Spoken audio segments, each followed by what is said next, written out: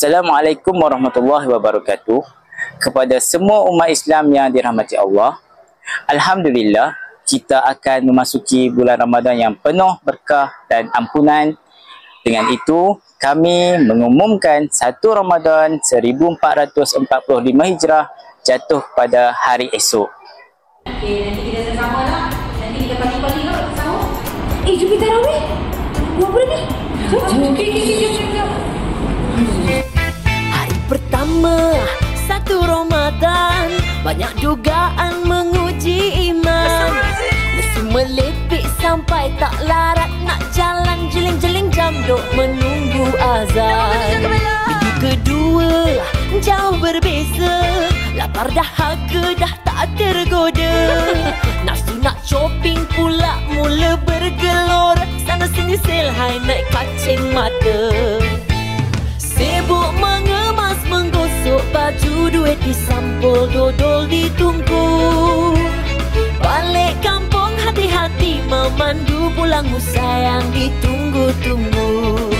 Minal aidil wal faizin, segak berbaju Melayu berkait sampai manis adikku di pandang mata, tangan dihulur ampun maaf dipinta. Selamat Hari Raya. Sedar tak sedar minggu ketiga, nikmat puasa tenteram jiwa. Kejar ibadah tarawih dan zakat fitrah, yang jauh di rantau terkenang mak ayah. Sibuk mengemas menggosok baju, duit disampul, dodol ditunggu. Balik kampung hati-hati memandu, pulangmu sayang ditunggu-tunggu. Minal aidil wal faizin, segak berbaju Melayu berkait sampai manis adikku di pandang mata, tangan dihulur ampun maaf dipinta. Selamat Hari Raya.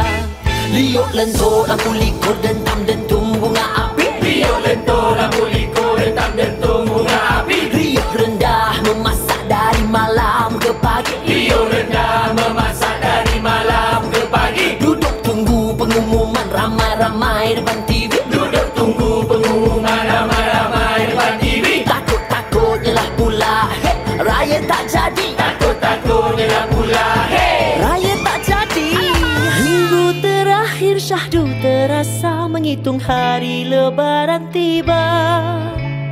Lailatul Qadar malam mulia, bersambut takbir di malam raya. Assalamualaikum warahmatullahi wabarakatuh kepada seluruh umat Islam. Saya dengan penuh rasa kesyukuran ingin mengumumkan bahawa 1 Syawal 1446 Hijrah jatuh pada hari esok.